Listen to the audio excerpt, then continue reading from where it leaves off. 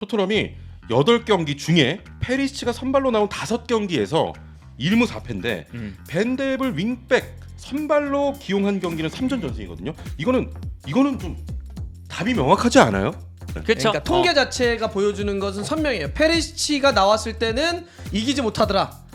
벤 데이비스가 나왔을 때는 전승을 했더라. 그렇지. 그럼 이제 왜 이런 게 나온 거냐라는 토론을 해봐야 되고.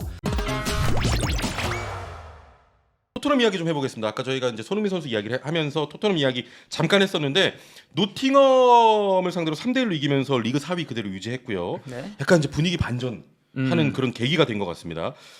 그래서 이제 노팅엄전에서 조금 토트넘이 긍정적인 부분을 많이 보였는데 일단은 벤 데이비스와 페리시치의 차이를 먼저 좀 꼽고 싶어요. 네네. 토트넘이 8경기 중에 최근 8경기입니다. 페리시치가 선발로 나온 5경기에서 1무 4패인데 벤데블 윙백 선발로 기용한 경기는 3전 전승이거든요. 이거는 좀 답이 명확하지 않아요? 그러니까 일단 이 통계가 되게 선명하지. 네. 그렇죠. 그러니까 통계 자체가 보여주는 것은 선명해요. 페리시치가 나왔을 때는 이기지 못하더라. 벤 데이비스가 나왔을 때는 전승을 했더라. 그렇지.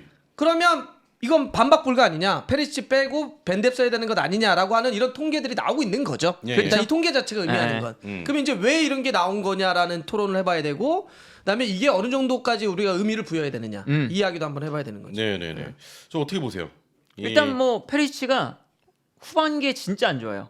월드컵 기점으로 정말 안 좋습니다. 그래서 이제 뭐 최근 성적 말씀하셨지만 그 최근 성적이 안 좋은 이유가 페리시치가 그 월드컵 끝난 다음부터 엄청 부진하고 네. 이 월드컵이 사실 좀 많이 문제였던 것 같아요. 이 선수가 이제 나이도 좀 있고 하니까 이게 더 이상 월드컵까지 신경 쓰면서 리그를 이어갈 만한 체력적인 것들이 좀 많이 부족해 보인다. 네. 그래서 일단 최근에 콘테 감독이 빼기 시작했죠. 그러니까 스텔리니 코치가 있을 때도 콘테 감독의 영향이 있었을 거 아니에요? 그때부터 페리시치가 빠지기 시작해서 주중에 있었던 AC 밀란전도 중간에 빼버렸고 지난 경기 또 빼버린 건 그만큼 페리시치가 안 좋다는 뜻인데 여기에 더해서 뭐가 있냐? 손흥민 선수 입장에서는 페리시치와의 호흡이 참 안 좋았죠. 근데 그게 이제 벤 데이비스와의 이 호흡이 잘 맞아 주고받고 떨어지니까. 막 수비 끌어주고 공간 내주고 하더라고요. 그렇죠. 그러니까 이게 페리시치와 손흥민 선수의 뭐 개인적인 성향도 있어요. 이 두 선수는 누군가 공간을 만들어줬을 때 자기가 마무리하는 것이 장점인 선수들입니다. 네. 페리시치든 손흥민 선수든. 근데 이 두 선수가 같이 나오면 둘 다 서로에게 뭔가 공간을 만들어주거나 서로 주고받거나 이런 플레이들이 안 나왔죠. 네. 근데 벤 데이비스가 나오니까 벤 데이비스는 기본적으로 이 선수가 마무리하는 선수가 아니에요. 그래서 수비 끌어줬을 때 손흥민한테 공간 나고 그렇죠. 손흥민 뛰어들어가면 벤 데이비스가 어차피 자기가 마무리할 거 아니니까 패스 보내주면서 손흥민 선수 플레이 살려주고 네네. 이러한 플레이가 손흥민 선수에게 매우 긍정적인 효과를 나타나게 했다. 그렇습니다. 그러니까 손흥민 아니 선수. 윙백이 수비 못하고 못 뛰면 어떻게 해? 아니 뭐 이렇게 어려운 얘기 안 하더라도 우리가 3백을 쓸 때 윙백이라고 하는 건 우리가 포지션 분류를 할 때는 미드필더로 분류하잖아. 네. 백스리가 있고 그 위에 삼선하고 그렇죠, 같이 그렇죠. 있으니까. 그러면 근데 여기에 미드필더로 분류하는데 공격을 할 땐 공격수, 수비할 땐 수비수거든. 이 진폭을 가져줘야 돼.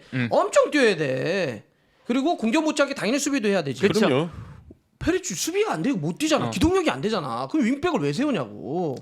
그런 상태에서 만약에 그럴 수는 있어. 뭐 공격적인 윙백으로 세우면 되죠. 그러려면 전제는 3백이 수비력이 강해야 돼. 다이어 있잖아. 그렇죠. 그런 상태에서는 수비를 해줘야 돼 윙백이. 그러면 벤 데이비스가 나오니까 기동력이 살아나서 위아래 다 되더라 이런 거고. 또 하나 이런 기동력 확보가 있고 두 번째는 해리 케인의 스타일을 보라고. 해리 케인은 박스에만 붙어있는 선수가 아니라 내려오잖아. 수비를 끌고 내려온다고. 야, 해리 케인이 내려오면 박스에 누가 있어? 공격수에 슈팅을 때릴 수 있는 선수가 있어야 되는 거잖아. 그거를 그동안 예를 들어서 손흥민, 클룹세스키 이 정도인데 클룹세스키는 느리니까 박스 안으로 접근하는 게 안 돼. 손흥민 선수 정도만 박스 안으로 들어가는데 손흥민 네네. 선수 혼자서 그 수비수를 다 해친다고? 그러면 어떻게 해야 돼? 해리 케인이 내려왔을 때 박스 안에 들어가는 슈팅을 때릴 수 있는 선수를 많게 만들어줘야 되거든. 그렇죠. 분산시켜야죠. 그거를 요즘 경기 지난 경기도 어때? 포로하고 벤 데이비스가 박스까지 들어가서 윙포워드처럼 올라가 버리잖아. 네. 그러니까 이렇게 내려와서 해리 케인이 내려오면 손흥민, 벤 데이비스, 포로. 그래서 골 들어가는 게 벤 데이비스하고 포로 가지고 포로가 크로스 해가지고 여기서 헤딩이 들어가, 골이 들어가는 거 아니야? 이렇게 하기 때문에 이런 기동력까지 확보되니까 이건 수비의 문제도 있지만 공격을 할 때 슈팅 숫자를 만들어주는 슈팅에 때릴 수 있는 선수를 네. 확대시켜주고 슈팅을 때릴 수 있는 선수가 많아지니까 손흥민 선수에게도 수비가 분산되니까 그치. 공간이 만들어지는. 그래서 이거는 이런 수치가 나오는 것은 이런 의미로 해석할 수 있다. 네. 자, 그러니까 저희가요 아까 전에 이제 방송이 좀 이렇게 튕기면서 네. 조금 시간이 걸렸잖아요. 그러니까 저희 형님 둘이 계속 지금 아직 저희 할 얘기가 많습니다. 조금만 기다려 주시고요. 둘이 계속 이래. 자. 자 이제 형님들이 화내고 있습니다. 일단은 벤 데이비스와 페리시 차이. 벤 네. 데이비스가 확실히 손흥민과의 호흡적인 측면에서 맞으면서 토트넘이 조금 살아나는 그런 분위기가 있다. 첫 네. 번째가 그거고, 전 두 번째 이거 꼽고 싶어. 히살리송의 말이야. 그 좀 징징이었다가. 네. 지난 노팅엄전에서는 세 골에 다 관여했잖아. 예, 히살리송의 활약은 좀 어떻게 평가하십니까? 사실은 토트넘의 경기력만 보면 네.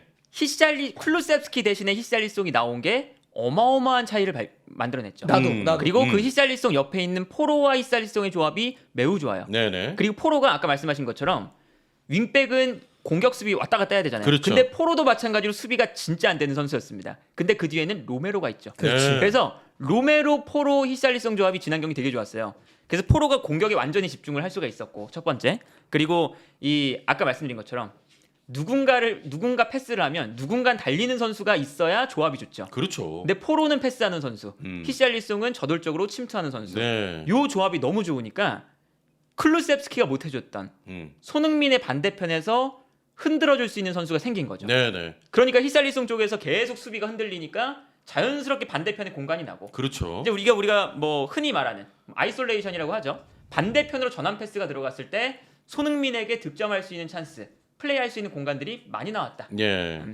그러니까 우리가 이제 그 전술적인 움직임이나 선수들을 평가할 때 개인을 떼놓고도 볼 수는 있죠. 개인의 폼을 볼 수도 있겠지만 실제로 축구는 매우 물려서 들어가기 때문에 막 태엽이 이렇게 물려서 돌아가는 것처럼 함께 들어갔을 때 이 조합들이 그래서 중요한 거거든. 그렇죠. 예를 들어서 네. 리버풀이 정말 말도 안 되는 오른쪽을 보였을 때 살라, 핸더슨, 아놀드 이 세 명이 미친 조합이었던 거잖아. 선수 끌어내면 올라가고 살라가 접고 들어가고 이러니까 세 명이 움직일 때 완전히 상대가 풍지박산 나버렸던 거거든. 네네. 이렇게 해석을 해야 되거든. 근데 이게 핸더슨이 폼이 떨어지고 아놀드가 올라가는 게 적어지니까 오른쪽이 다 죽어버리고 살라도 결국은 안 되는 거잖아. 살라도 해석해봐. 지난해 그렇게 골을 많이 넣었던 친구가 이번 시즌 흔들렸던 걸 어떻게 살라 개인의 폼만 갖고 얘기하냐고. 네네. 조합이거든. 자 다시 넘어오면 페리시치도 이제 그렇게 해석해야 돼. 손흥민하고 다 죽어버리는 거야 이쪽이. 그 어려움들이 있었거든. 근데 벤데비 올라오고 뭐 로얄이건 포로건 이렇게 있으니까 이 조합에서 오니까 수비와 공격들이 그런 밸런스가 그렇죠. 맞더라. 예. 그러면 앞에 있는 손흥민도 살아나는 거지. 이렇게 전체적으로 이 묶임 속에서 같이 좀 올라오고 맞아. 있는 거다. 맞아. 예, 그래서 확실히 페리시치보다는 예. 벤데비를 쓰는 게 토트넘 맞아요. 보면 꽉 막힌 느낌이었잖아. 한쪽 막혀가지고. 그렇죠. 당연히 그러다 보니까 반대도 막히고. 아. 예, 그런 부분이 있었고, 최근에요. 저는 이 선수를 좀 꼽아보고 싶습니다. 스킵. 스킵. 스킵 네. 잘하더라. 스킵의 활약은 좀 어때요? 스킵이 네. 이제 중원의 중원 싸움도 되고. 그러니까 네. 한창 지난 시즌에 잘했던 폼이 음. 꾸준하게 나오니까 예. 나오기 시작했다.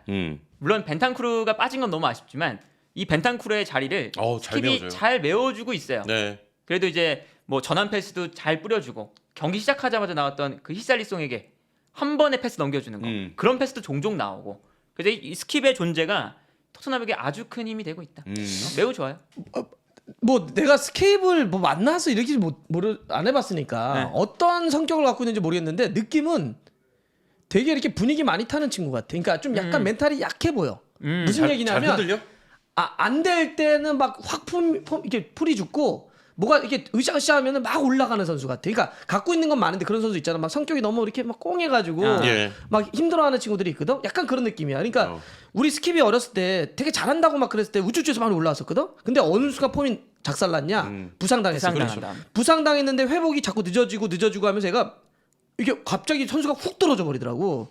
근데 지금 그래서 그 다음부터는 회복이 안 되다가 우연찮게 기회가 온 거야. 벤탄쿠르가 갑자기 시즌 아웃을 당했어. 뛸 수 있는 선수가 사르하고 너밖에 없대. 뛰었어. 네. 내가 봐선 첫 번째 약간 얼타는 느낌도 있었거든. 맞아요. 처음에 안 좋았어요. 얼탔어. 얼탔는데 몇 번 뛰고 몇 개 패스 들어가 보니까 뭐 되네. 예. 능력은 있거든. 얘가 볼 차는 거 보면. 이러니까 애가 우쭈쭈쭈쭈 하는 것 같아.